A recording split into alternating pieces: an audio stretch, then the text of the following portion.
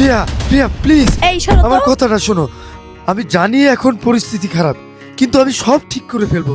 বিশ্বাস করো, আমি সব ঠিক করে ফেলবো। তুমি সব ঠিক করে ফেলবে এই কথা আমার আর বিশ্বাস হয় না। শুধু কথা দাও কিন্তু কাজের কাজ কিছুই হয় না। আমার আর এই অনিচ্ছাটা ভালো লাগতেছে না। প্রিয়া সরো তো, নাটক করো না, আমার আর এসব ভালো লাগতেছে না। সরো। প্রিয়া, আমি হাত জোর করতেছি, আমার কথাটা কিরে ভাই ও এমন করতাছে কে? আরে বেটা একটা যাইবো 10টা আইবো। এই বেটা আয়। তোমায় ছাড়া আমি থাকতে পারবো না, আমি বাঁচতে পারবো না।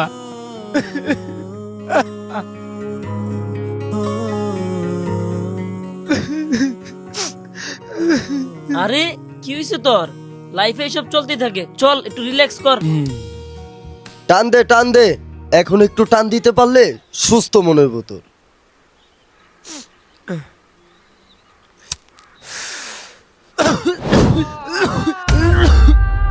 দেখ একটা নারী ছেড়ে গেছে, 1000টা নারী আইব। টেকার জন্যই তো ছেড়ে গেছে। বানা টাকা পয়সা ওরে দেখা দে তুই পারো। কিন্তু কেমনে?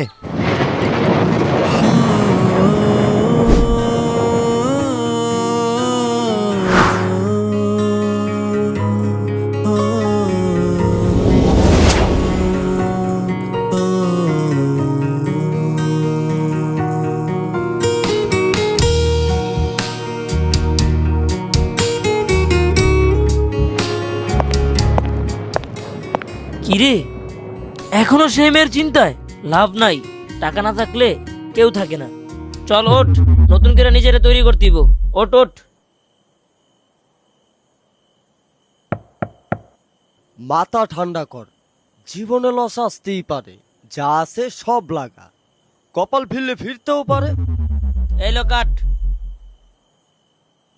টেক্কায় 2000।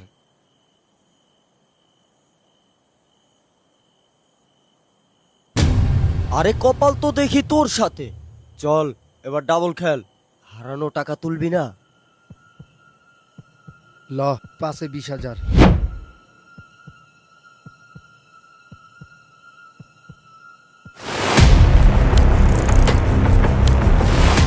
কিরে তুই দি মানলি পাস? তোর যে বিটা বাড়ি আছে এটা লাগা ওর বিটা বাড়ি লয়ে আস। আমার আর হারানোর কিছুই নাই, যা আছে তাও নাই, সব শেষ। যা, আমার যা আছে সব লাগাইলাম সাহেবে।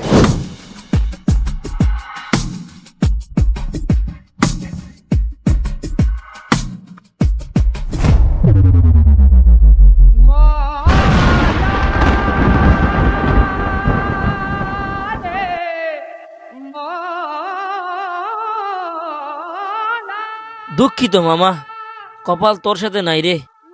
এবার তো সব হারলি, তোর কাছে আর কিছু নাই।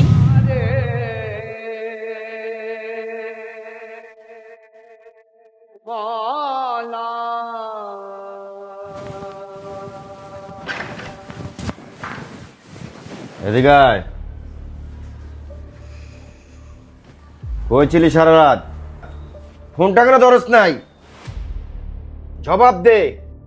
ব্যবসা ডুবলো তো ডুবলো, কিন্তু তুই আর কোনো কথা বলবি না। কি করলি তুই?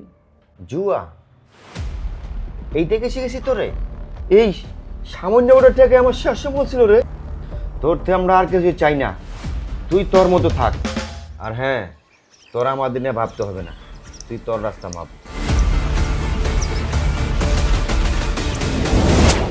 তার মানে অন্য অন্যদের গল্পের মতো শেষ শেষে জিতে গেল।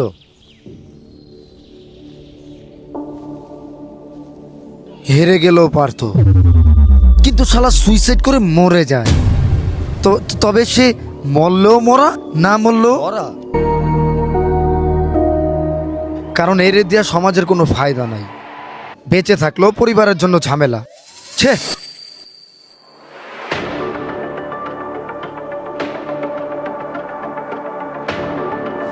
তাহলে গল্পের এন্ডিং কি?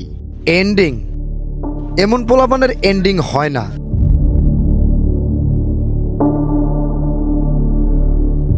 তাই সমাজে 2 ধরনের ছেলে হয়। এর মধ্যে 2 নাম্বারটা মরে গেল। এই ধরনের ছেলের কাছ থেকে মেয়েরা ভবিষ্যতে কোনো বিপদ বা ভয় দেখে না, কারণ তারা তাদের আবেগ ও দুর্বলতা প্রকাশ করে দেয়।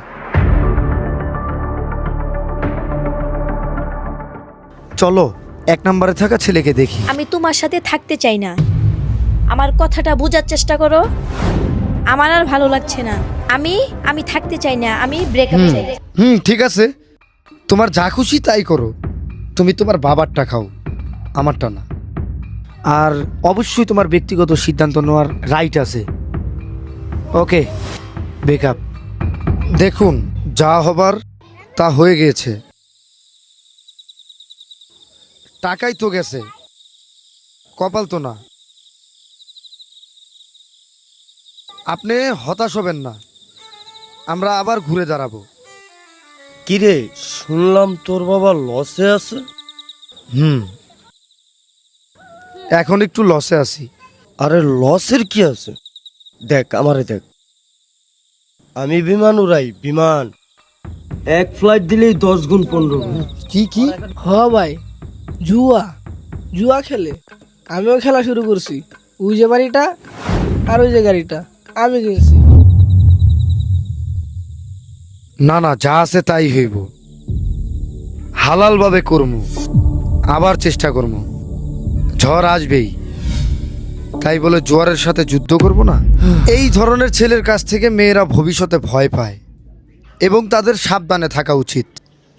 কেন মানে এমনটা কেন? যে ছেলে হাসি মুখে সব মেনে নেয়, মনে রেখো সে দুর্বল নয়। সে শুধু তার চোখের জলগুলো শক্তি হিসেবে জমা করে রেখেছে। আর সেই জমা শক্তি যখন ঝড় হয়ে ফিরবে, সেদিন তাকে থামানোর ক্ষমতা কারও থাকবে না। নীরবতাই তার সব থেকে বড় উত্তর।